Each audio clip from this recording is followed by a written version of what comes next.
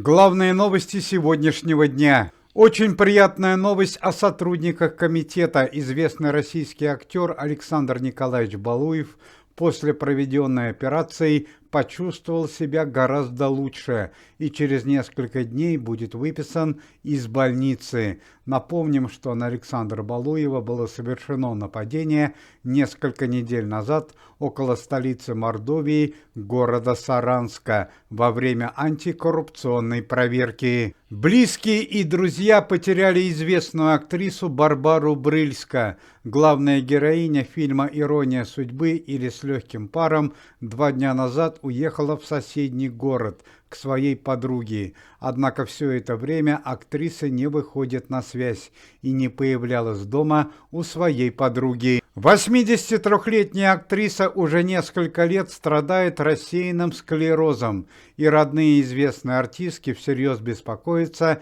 за ее здоровье. На данный момент ведутся поиски Барбары Брыльска. Большая семейная драма произошла в жизни известной актрисы и работницы пресс-службы комитета Марии Шукшиной. Накануне вечером скоропостижно ушла из жизни экс-невестка Марии Шукшиной Фрея Зильберг, которая являлась супругой сына актрисы Макара Касаткина.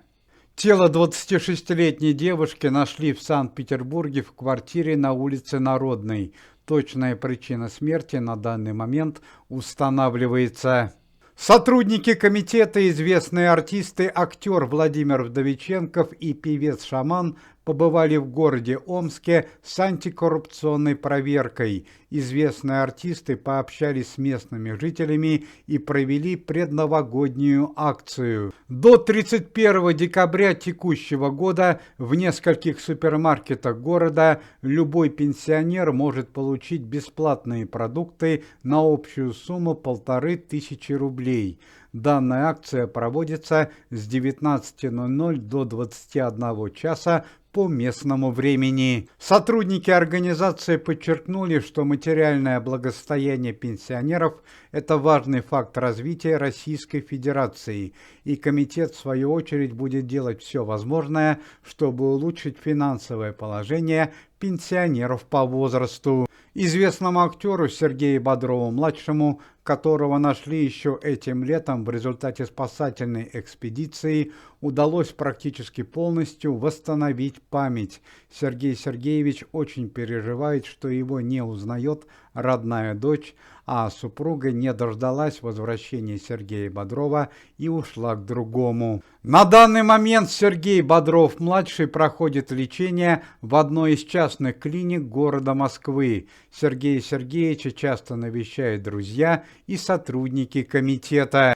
Пока достоверно неизвестно, будет ли Сергей Бодров-младший в дальнейшем заниматься кинотворчеством. Лечение актера может занять длительное время. Несколько часов назад появились трагические чрезвычайные новости о министре обороны Российской Федерации Андрее Белоусове. Андрей Ремович Белоусов, не щадя своей жизни и здоровья, как верный сын своего народа и просто отважный человек, постоянно по роду профессиональной деятельности находится в эпицентре опасных событий. Сегодня стало известно, что в служебном автомобиле Андрея Белоусова в зоне спецоперации перевозили опасного преступника. В служебном автомобиле находились сам Андрей Ремович Белоусов, его заместитель, охранник и водитель. Они перевозили инагента, внебрачного сына известного певца Бориса Гребенщикова, Евгения Гребенщикова, который обвиняется в опасных действиях и предательстве. В ходе перевозки преступника произошло непредвиденное событие. Евгений Гребенщиков повел себя неадекватно и попытался оказать сопротивление сотрудникам комитета и Андрею Белоусову. Андрею Ремовичу Белоусову ничего не оставалось, как пойти на крайние меры и воспользоваться своим табельным оружием. Этим самым он спас своих товарищей от верной гибели. Инагент Евгений Гребенщиков получил заслуженную кару. К счастью, Андрей Ремович Белоусов серьезно не пострадал и отказался от госпитализации. Министр обороны Российской Федерации исполняет свои профессиональные обязанности. Сегодня утром ушла из жизни бывшая супруга известного советского актера Армена Джигарханяна, известная советская и российская актриса театра и кино Татьяна Власова. Супруге Армена Джигарханяна был 81 год. Точная причина смерти пока не установлена. Супруги прожили в счастливом браке более 40 лет. Однако в 2015 году Татьяна Власова узнала, что у Армена Джигарханяна был роман с пианисткой Виталиной Цымбалюк-Романовской. Супруги развелись, так как Армен Джигарханян захотел жениться на своей новой возлюбленной. Несколько дней назад во Франции, в Париже, в результате дорожно-транспортного происшествия погибла российская актриса и известная топ-модель Светлана Савицкая. Светлане Савицкой было 34 года, и сегодня утром ее похоронили в Москве на Троекуровском кладбище. 34-летняя женщина не была замужем, у нее осталась мать.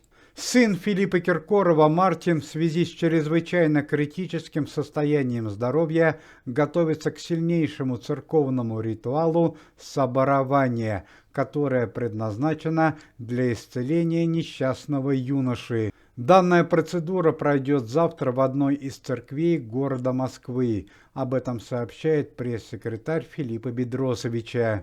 Напомним, что сын Филиппа Киркорова несколько дней находился в коме в связи с черепно-мозговой травмой, которую он получил в результате конфликта со своим отцом. В Краснодаре антикоррупционный комитет арестовал автомобильный завод известной певицы Лаймы Вайкуле. Данное предприятие работало с 2016 года и приносило Лайме Вайкуле стабильный финансовый доход в размере 30 миллионов долларов в год. По словам главы антикоррупционного комитета Никиты Михалкова, все конфискованные средства у Лаймы Вайкуле пойдут на помощь спецоперации и улучшение социального уровня жизни россиян. Пресс-служба комитета сообщает о большой трагедии в мире шоу-бизнеса и культуры.